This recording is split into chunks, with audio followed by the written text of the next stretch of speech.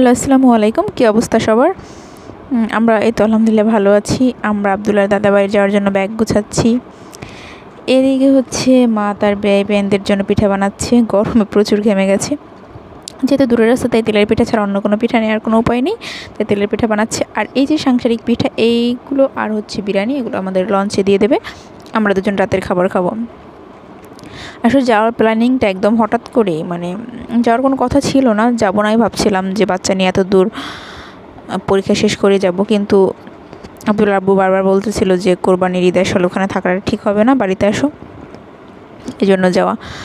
তো আব্দুল্লাহ আব্বু বাড়ি পর্যন্ত আসবে না, সে বরিশাল থাকবে, মানে শহরে ওখানে খেয়াঘাট থাকবে। আমরা পরীক্ষা দিয়ে বের হয়ে তারপর চলে যাব, মা আবার চলে আসবে। এখানে আবদুল্লাহকে বকা দেওয়ার পর চুপচাপ দাঁড়িয়েছে, সে বারবার রাস্তার দিকে দৌড় দেয়, এই জন্য তাকে বকা দেওয়া হয়েছে, চুপ করে দাঁড়িয়েছে। তো আমরা 11টায় রওনা দিলাম, 11:20 বাজতে। খেয়া পাড়িয়ে এখন ওপারে উঠবো। ওপারে উঠে হচ্ছে মাকে আর আবদুল্লাহকে আমার দাদুর বাসায় পৌঁছে দেবো এবং আমি পরীক্ষার হলে যাব, কারণ তারা তো এতক্ষণ কোথায় দাঁড়িয়ে থাকবে, এই জন্য তাদেরকে বাসায় পাঠাচ্ছি। এদিকে আবদুল্লাহর আব্বা চলে আসবে বলছি, এমন টাইম আসো যাতে আমার পরীক্ষাও শেষ হয় আর তুমি এসেও ওখানে নামতে পারো আর কি, সবাই টাইম মতো। তো এই তো চলে আসলাম। চলে আসার পর এখন মাকে রিক্সা করে দেবো, রিক্সা করে আবদুল্লাহকে আর মাকে পাঠিয়ে দেবো।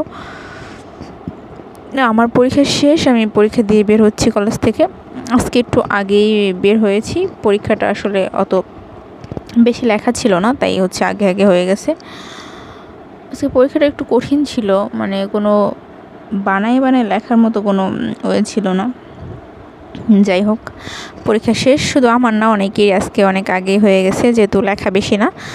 তো আমরা বেরিয়েছি। আমি এখন আবদুল্লাহর আব্বাকে কল দিলাম, কল দিয়ে বললাম যে আমি কি আসবো এখানে। বলতেছে তোমার এখানে আসার দরকার নেই, তুমি বাসায় যাও, বাসায় গিয়ে বাবুকে খাওয়াইয়া তারপর তুমি খেয়ে ঠান্ডা মাথায় চলে আসো। আমি খেয়ে নিয়েছি।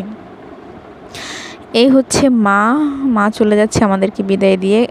আবদুল্লাহর আব্বু এবং আমার বোনের জামাই আসছিলো, তারা আমাকে ওপার পৌঁছে দিয়েছে। আসলে আবদুল্লাহর আব্বু খায়নি, আমাকে এটা সান্ত্বনা দেওয়ার জন্য বলেছে। তো আমরা লঞ্চে চলে আসলাম। লঞ্চে এসে আমি আর আবদুল্লাহ দাঁড়িয়ে আছি। আবদুল্লাহর আব্বু হচ্ছে কেবিন খুঁজতেছে, আমি এই যে ভিডিও করতেছি।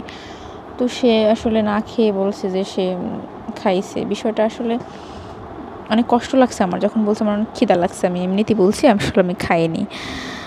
তো পুরুষ মানুষ হচ্ছে এমনই, সবসময় স্যাক্রিফাইস পরিবারের জন্য। আসলে এদেরকে কোনো কিছু দিয়ে তুলনা করা যায় না, এটা সত্যি সত্যি, মানে অভাবনীয়। বাবা বলো, স্বামী বলো, ভাই বলো, পুরুষ মানুষগুলো একটু অন্যরকমের। এইদিকে আবদুল্লাহ লঞ্চের ভিতর লাফাচ্ছে, প্রচুর খুশি সে। তো আবদুল্লাহর আব্বু বিরিয়ানি খাচ্ছে, আমি এবার একটু ঝালমুড়ি খেলাম, যেহেতু আমি একটু পরে খাবো বিরিয়ানি। এটা হচ্ছে সকালের ভিউ। সকালে আমরা ঘুম থেকে উঠলাম যে লঞ্চ ঘাটে ভিড়বে, এই জন্য আর কি। তো উঠে দেখলাম যে হ্যাঁ, কাছাকাছি চলে এসেছি, কিন্তু আসলে কাছাকাছি না, অনেক দূর। এটা ধরেন আমরা দেখতে পাচ্ছি যে ঘাট ওইখানে, কিন্তু সেটাও যেতে যেতে প্রায় 1 থেকে 1.5 ঘন্টা লাগছে, কারণ এখানে তো পানি তেমন না, এই জন্য লঞ্চের স্পিড কমানো। আমরা অপেক্ষা করতেছি, আমি এবার ভিডিও করতেছি আবদুল্লাহর বাবার কোলে। এখানে ভিউটা আসলে ভালো, খুব ভালো লাগে, কিন্তু যত সামনে এগোচ্ছে তত নোংরা পানি গন্ধ বেরিয়ে আসছে। তো আজকে একটা মর্মান্তিক ঘটনা ঘটেছে, প্রচুর মর্মান্তিক। সেটা হচ্ছে লঞ্চগুলো এমনভাবে রাখছে, মানে একটা যে ঘাটে ভিড়বে, 2টো ঘাটে ভিড়ে আছে অলরেডি, 3টে সরি, আর যে 2টো যে পারাপাত 11 আর আমাদের অ্যাডভেঞ্চার 10, এই 2টো যে ঘাটে ভিড়বে এর কোনো জায়গা নেই। তো পারাপাত 11 কী করছে, 2টা লঞ্চের মাঝখান দিয়ে যাইতেছে, মানে ঘাটে ভিড়ানোর জন্য। তো ভিড়তে পারেনি, মানে নামার কোনো ব্যবস্থা হয়নি। এবং আমাদের লঞ্চটাও ঠিক এর মাঝেই কী করেছে, গেট খুলে দিয়েছে। তো যাত্রী টিকিট কেটে বেরিয়েছে। এখন কোথায় যাবে, কি অবস্থা, বুড়ো বাচ্চা সব করুণ অবস্থা। বাচ্চারা তো চিৎকার করতেছে, আমার বাচ্চা প্রচুর চিৎকার পড়ে গরমে। তো আমাদের বলে কি, আপনারা ওই লঞ্চে যান, পাশের লঞ্চে গিয়ে হচ্ছে ওখানে সিঁড়ি দেওয়া আছে, নামেন। তো আমরা গেছি, ওখানে কোনো সিঁড়ি নাই, ভোগান্তির শেষ নেই। মানে হচ্ছে আমরা প্রচুর ভয় পেয়ে গিয়েছিলাম যে বেরোতে পারবো কি না। আল্লাহর অশেষ রহমতে অনেক কষ্টে বেরিয়েছি। যাই হোক, বেরিয়েছি আলহামদুলিল্লাহ। অনেক কষ্টে হয়েছে, মানে এরপর বাস জার্নি, বাবাটা অনেক কষ্ট পেয়েছে।